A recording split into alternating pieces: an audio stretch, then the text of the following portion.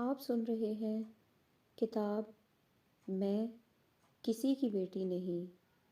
Sub heading captain کی خبر major لایا۔ آخر ایک روز قدموں کی وہ آہٹ جو میں ہر روز سنا کرتی تھی اور جو میرے دروازے سے آگے نکل جایا کرتی تھی، میرے دروازے پر رک گئی۔ دروازے پر دھیمی سی دستک سنائی دی۔ میں نے دوڑ کر دروازہ کھولا۔ گھٹے ہوئے جسم کا ایک میجر کھڑا تھا۔ وہ وردی میں تھا۔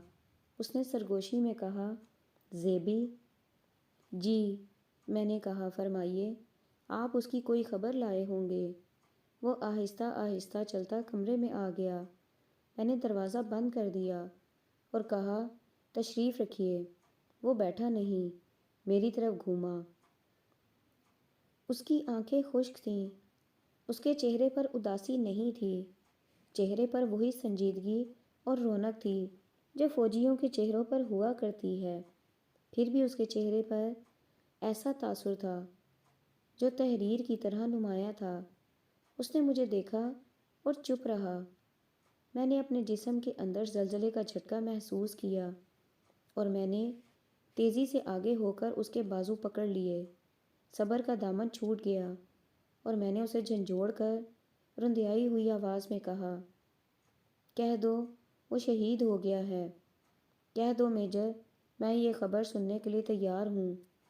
اس نے میرے سر پر ہاتھ رکھا اور کہا، اس کا آخری پیغام یہ ہے کہ زیبی سے کہنا روئے نہیں۔ نہیں روؤں گی، میں نے سر جھٹک کر کہا، نہیں روؤں گی، اور میری چیخیں نکل گئیں۔ اپنے آپ پر قابو نہ رہا۔ اس نے مجھے چپ کرانے کی کوشش نہیں کی۔ معلوم نہیں میں کتنی دیر تک ہچکیاں لیتی رہی۔ وہ کھڑکی کے سامنے میری طرف پیٹھ کر کے کھڑا رہا۔ لاش کہاں ہے؟ میں نے بڑی دیر بعد سنبھل کر پوچھا۔ کمانڈو کی لاش نہیں ملا کرتی۔ اس نے میری طرف گھوم کر باوقار طریقے سے کہا، سیدھی خدا کے پاس چلی جاتی ہے۔ وہ آہستہ آہستہ چلتا میرے پاس آ گیا۔ اس کی عمر 30 سال سے کم لگتی تھی۔ جوان آدمی تھا۔ کہنے لگا، میں بھی کسی کا کچھ لگتا ہوں۔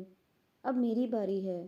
اگر ہماری مائیں، بہنیں، بیٹیاں، بیویاں، باپ، بھائی اور بچے ہماری شہادت پر رونے بیٹھ گئے تو ایک دن قوم کے پاس رونے کے سوا اور کوئی کام نہیں رہے گا۔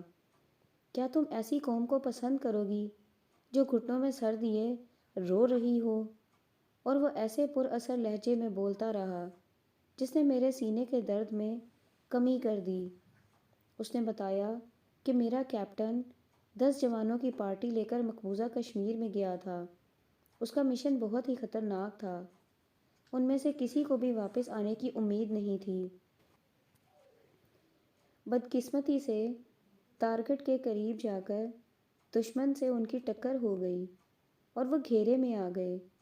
جوانوں نے دشمن کو بڑی ہوشیاری سے الجھا لیا اور کیپٹن ایک جوان کے ساتھ ٹارگٹ پر چلا گیا۔ اس وقت وہ زخمی ہو چکا تھا، پھر بھی اس نے مشن پورا کر دیا۔ دشمن اسے دیکھ رہا تھا۔ معلوم نہیں کتنے ہتھیاروں کی نالیاں ان دونوں کی طرف ہو گئیں اور وہ ٹارگٹ کے ساتھ ہی اڑ گئے۔ میجر نے بتایا کہ اس پارٹی میں سے صرف ایک نوجوان نکل کر آیا ہے۔ وہ کہتا ہے کہ شاید ایک اور جوان بھی نکل گیا تھا لیکن کہیں بھٹک گیا ہے۔ آپ اس جوان سے مجھے ملوا سکتے ہیں؟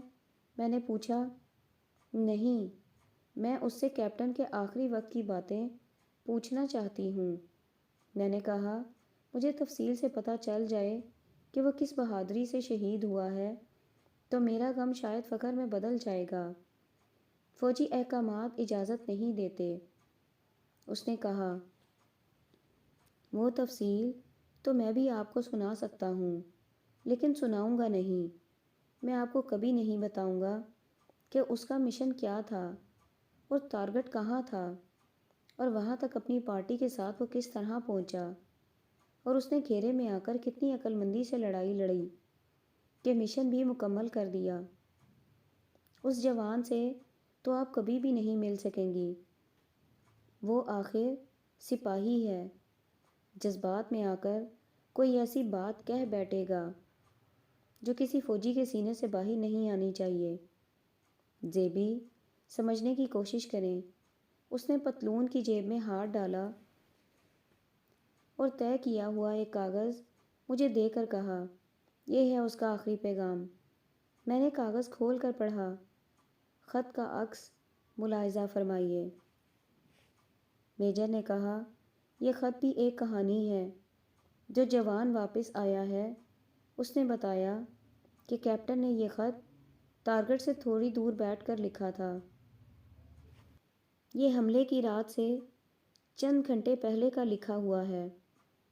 خط لکھ کر کیپٹن نے اپنی پارٹی سے کہا تھا کہ میں شہید ہو جاؤں تو یہ خط میری جیب سے نکال کر میجر صاحب کو دے دینا۔ جب پارٹی ٹارگٹ کی طرف بڑھی تو دشمن کے گھیرے میں آ گئی۔ یہ جوان کیپٹن کے قریب تھا۔ کیپٹن نے خط حوالدار کو دیا اور کہا، میں آگے جا رہا ہوں، پارٹی کی کمان لے لو۔ کیپٹن آگے گیا ہی تھا کہ حوالدار کی گردن سے گولی گزر گئی۔ خط ابھی بھی اس کے ہاتھ میں تھا۔ وہ اس جوان نے لے لیا، پھر اس کے پاس رہا۔ کچھ دیر بعد میجر چلا گیا۔ میں نے یہ خط کوئی 100 بار پڑھنے کی کوشش کی، صرف ایک سطر پڑھتی تھی، باقی خط آنسوؤں کی دھند میں چھپ جاتا تھا۔ اسے میں نے خوشبو لگا کر اٹیچی کیس میں رکھ دیا۔ میری ساری زندگی کا حاصل یہی چند الفاظ ہیں جو پیار کے ایک پیاسے نے شہید ہونے سے پہلے مجھے لکھے تھے۔ میجر چلا گیا تو سوچوں اور خیالوں نے میرے ذہن کے کھنڈروں میں اندھے چمگادڑوں کی طرح یلغار کر دی۔ وہ سوچیں اور وہ خیال آج بھی میرے ذہن میں بھٹک رہے ہیں، اور اب تو یہ زہریلی بھیڑیں بن گئے ہیں۔ میں اکثر سوچا کرتی ہوں کہ قوم نے کتنے پیارے پیارے جوان، کتنی پیاری پیاری لڑکیوں کی تمنائیں، آرزوئیں اور پیار، اور کتنے سہاگ اور کتنے ہی منگیتر کشمیر اور پاکستان پر قربان کر دیے ہیں۔ کیوں؟ کیوں؟ صرف اس لیے کہ دشمن ہم سے آدھا ملک چھین لے۔ یہ میجر اس کے بعد مجھے نہیں ملا۔ آج تک وہ مجھے نظر نہیں آیا۔ اس نے کہا تھا کہ اب میری باری ہے۔ شاید وہ بھی میرے شہید کیپٹن کے پاس چلا گیا ہوگا، کبھی واپس نہ آنے کے لیے، مگر مجھے اپنے لیڈروں سے کوئی سوال پوچھنے کا حق حاصل نہیں، کیونکہ میں طوائف ہوں، سوسائٹی میں میرا کوئی مقام نہیں۔ لیکن مجھے اس ایک شہید کو یاد کر کے رونے سے تو کوئی نہیں روک سکتا، جو میرا پیار دل میں لیے دشمن پر بجلی بن کر ٹوٹا تھا۔ اس کے لیے میں بہت روئی تھی۔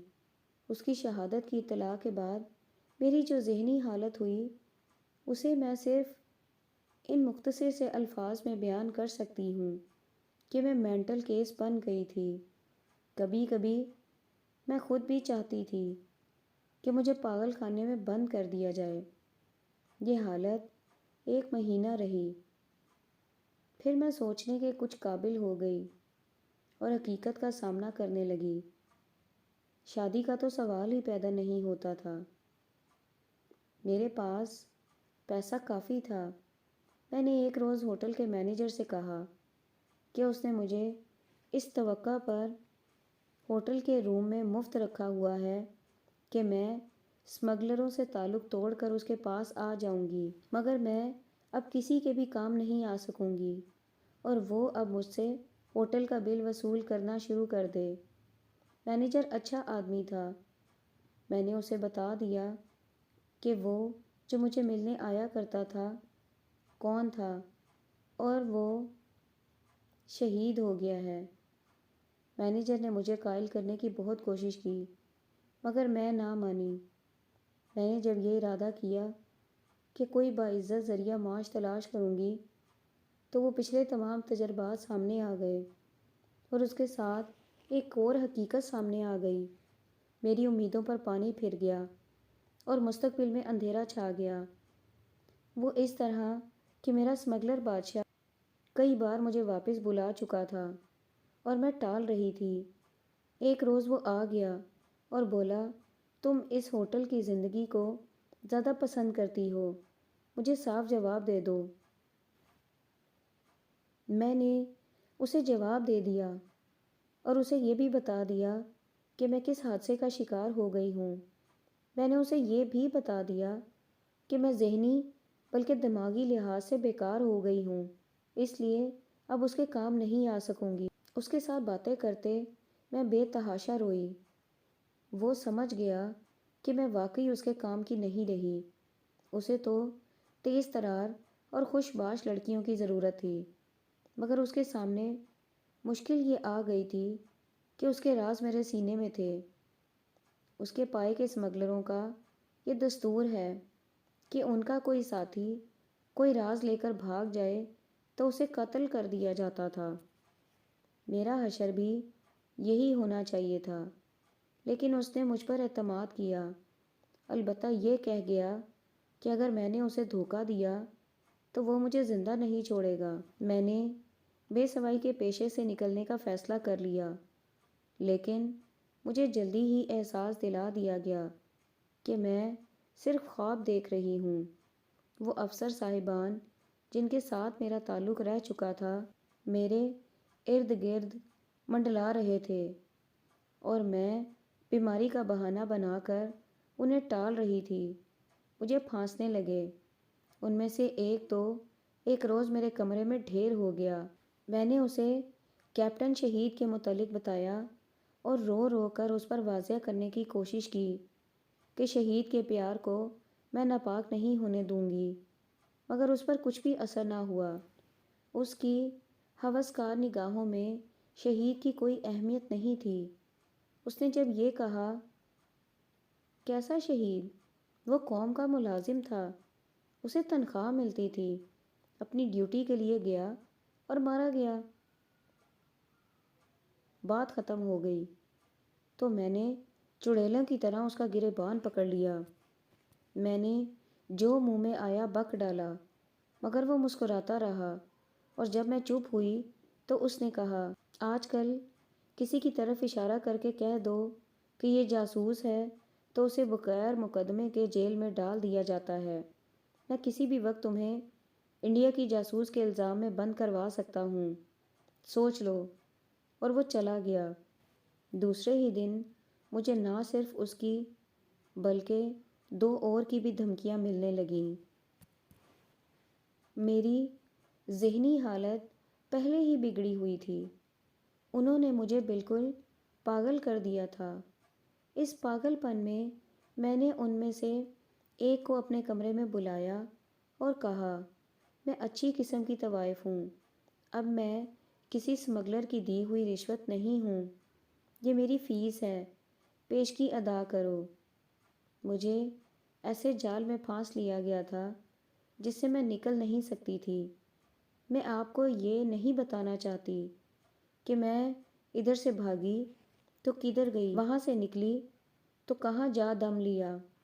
میں نے اس جال سے نکلنے کے لیے بہت ہاتھ پاؤں مارے، مگر میں اکیلی تھی، چھوٹی سی ایک مچھلی جسے کھانے کو بڑی مچھلیوں سے سمندر بھرا ہوا تھا۔